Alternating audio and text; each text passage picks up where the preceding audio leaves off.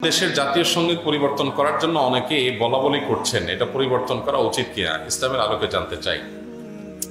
জাতীয় সঙ্গীত পরিবর্তন করার দাবি এবারে শুধু উঠছে তা নয়, এর আগেও বারবার উঠেছে। আপনারা জানেন কেন উঠেছে সেটা নিয়ে তর্ক আছে, বিতর্ক আছে। এটা উঠা উচিত কিনা বা এর সঙ্গে থাকা উচিত কিনা, বা জাতীয় কোনো গীত, জাতীয় কোনো স্লোগান থাকা উচিত নাকি সেটা পরিবর্তন করা দরকার, সেটা নিয়ে আলোচনা হতে পারে।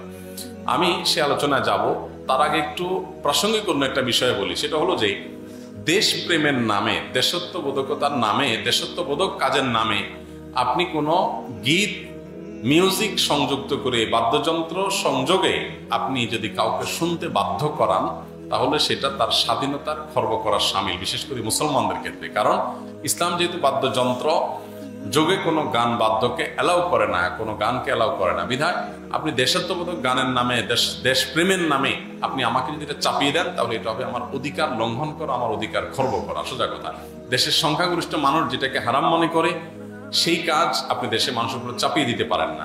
হ্যাঁ, দেশের একটা স্লোগান থাকলো, একটা গীত থাকলো, সেটার কথা মনের ভিতরে যদি আপত্তিকর কোনো কিছু না থাকে, সেটা ভিন্ন বিষয়, অবশ্যই সেটা গ্রহণযোগ্য হতে পারে। এবার আসা যাক এই গানটা নিয়ে, যে আমাদের যে জাতীয় সঙ্গীত আছে, আপনারা জানেন যে রবীন্দ্রনাথের লেখা এই গানটি বাংলাদেশের জন্মেরও আরো বহু আগে তিনি লিখেছেন।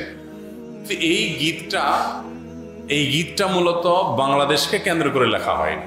বাংলাদেশকে কেন্দ্র করে যেটা লেখা হয়নি, সেটা কেন বাংলাদেশের জাতীয় সঙ্গীত হতে যাবে?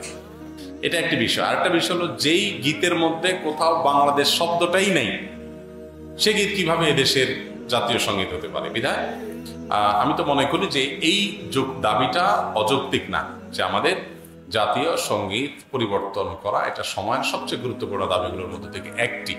আরেকটা এখানে বিষয় হলো যে আপনারা জানেন যে হিন্দু ধর্মাবলম্বীরা তারা পূজনীয় বা দেবতা তুল্য এরকম কিছু মানুষ বা কোনো ব্যক্তি বা বস্তু থাকে, তাদেরকে তাদের দৃষ্টিতে তারা সেগুলোকে মা বলে সম্বোধন করে। ইসলাম আমাদেরকে এরকম কোনো ধারণা দেয় না।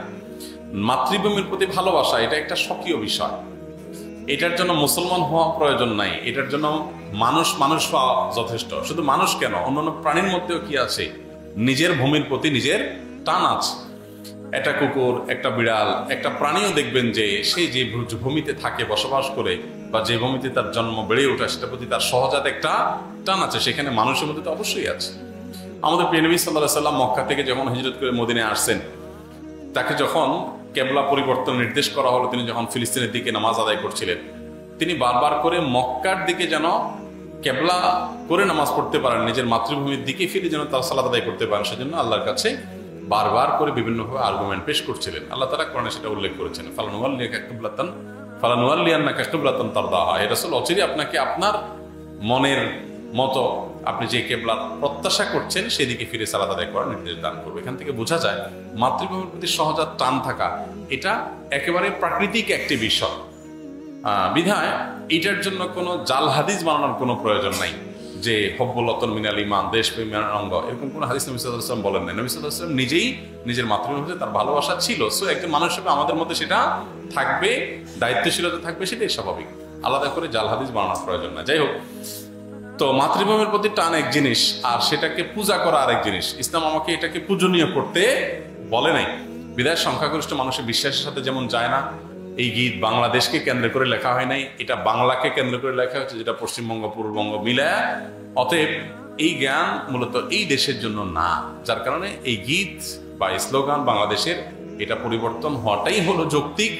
এটাকে যারা মনে করেন অপরিবর্তনীয় বা পরিবর্তনের দাবি তুললেই যারা মনে করেন যে বোধহয় সব গেল, তারা কি এটাকে কোরআন হাদিস মনে করেন নাকি যে কোরআন হাদিস এটা পরিবর্তন করা যায় না? এটা পরিবর্তনযোগ্য। অতএব এটা পরিবর্তন করার দাবিটা আমি ব্যক্তিগতভাবে মনে করি যে অযৌক্তিক নয়।